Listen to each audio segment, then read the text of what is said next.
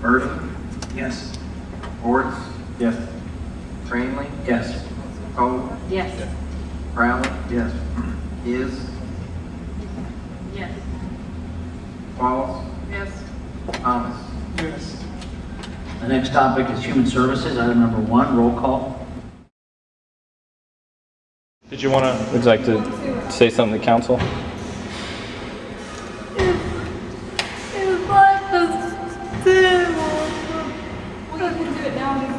Yeah, I'm videotaping it, your message to council, and I'll make sure that they see it.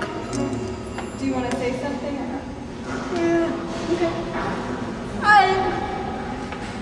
I am so disgusted. I'm so disgusted. You can't take other people's health care. That you can't make other people's health care? It's faithful to the just because you live in Westwood doesn't Just because you live in Westwood.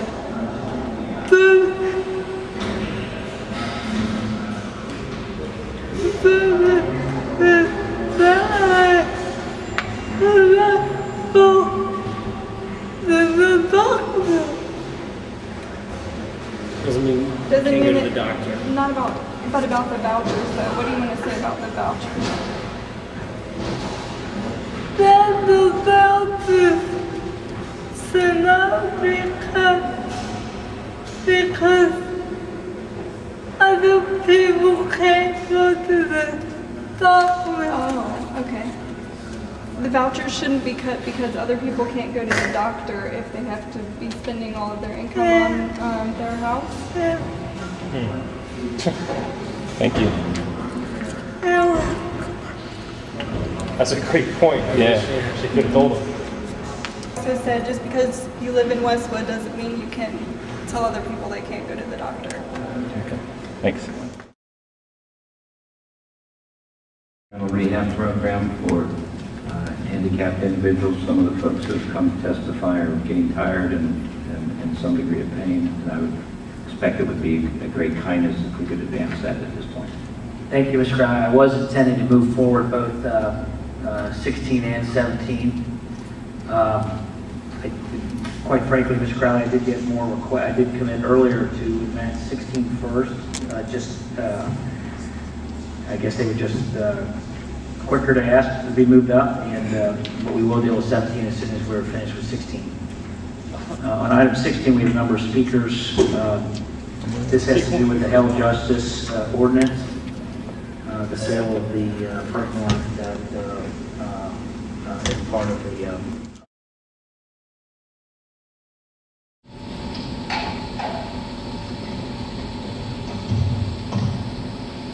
Good afternoon. My name is Suzanne Hopkins, and I'm the Director of Programs with the Center for Independent Living Options. I'm asking for your support for the tenant-based rental assistance ordinance, which will use existing home funds provided through Housing and Urban Development.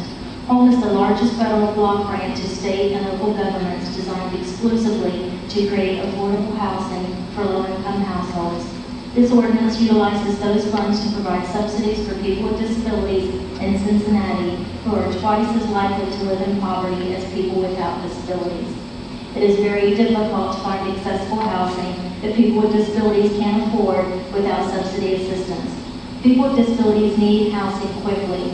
This ordinance offers a chance for people with disabilities to find housing in a timely fashion instead of being on a lengthy waiting list. There are not enough Section 8 vouchers to meet the need. The waiting list is always closed, and when it is open for 2 days, over 10,000 people apply. This program is not traditional Section 8, and it's not administered through Cincinnati Metropolitan Housing Authority. It takes advantage of existing infrastructure in Hamilton County, which has administered this TPRA program for the county successfully for 16 years. Why do we need to expand this program into the city? 2 reasons. One, there is increasing need for more accessible and affordable housing as the state implements a program called Home Choice, which will allow people who are now housed in nursing homes to return to community-based care at a lower cost to taxpayers. The second reason is that the county program limits people with disabilities who would prefer to live in the city to housing in the county. This reduces the choices for people with disabilities and puts them out of the city where there is a concentration of transportation and employment options, which is desperately needed. Thank you. Next is Bob Moore.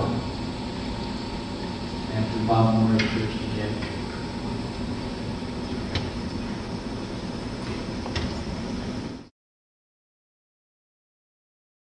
Mary Cole, followed by Margaret Fox.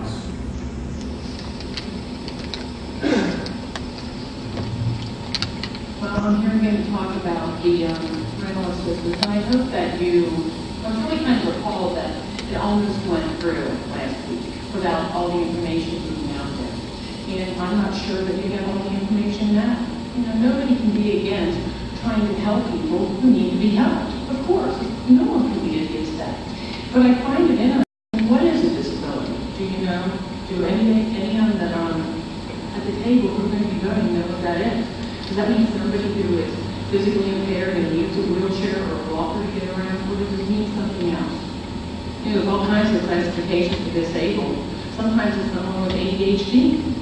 That could be considered a disability. You can get Social Security for that. But what about people who like to have sex with little children? What about sexual predators? Of course, I'm not looking to anybody here, of course not. That's not what I'm talking about. But that is a real issue that's impacting a lot of neighborhoods in this community. And those people get vouchers for paying for their rent somehow. So is that considered a disability? Are those people on some kind of Social Security? I think we need to find out. So of course, everybody wants to help people who are disabled in any way we can, of course. But it also comes with it other things, unintended consequences, and I'm not really sure anybody's got the answer for it. CMHA already provides housing units, 3,900 Section 8 housing for disabled people. You say, well, gosh, it's only 80 more. Well, what about next time it's more 80, and 80 more, and 80 more? When does it end? So I just think that there's not enough information out there, and I hope that the information comes from not the people who are all here, who are either assisted by this situation, or more importantly, everyone, they're being paid by it. I took off work, 2 hours from my job, put money in the parking meter to come down here and sit through this. I'm not being paid by any of the organizations or entities, unlike most of the people who will be speaking.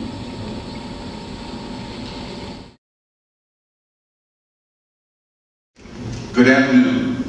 My name is Michael Earl Patton. I'm an engineer and live in Oakley. I am not getting paid for this. I have often criticized council for giveaway programs for the favored few, while neglecting those who truly need assistance, those who are living hand to mouth, as Mr. Cranley recently said. For example, council last year agreed to subsidize one river crossing to the $17 million. I checked this morning. They are offering condos starting at a mere $400,000 and going up to $2 million. Also last year, council agreed to pay for a luxury restaurant building on Fountain Square. Cost $2.5 million. The city collects no rent for this building. Now council is debating whether it should allow $1.5 million of federal funds to be spent for housing assistance for those who are permanently disabled. These are people whose only income is often only the $637 per month they receive from Social Security. Why is there any debate? We have already subsidized food and housing for millionaires. Why can't we help those who are permanently disabled, who are certified disabled, and who are living hand to mouth? Council needs to get its priorities straight. Thank you.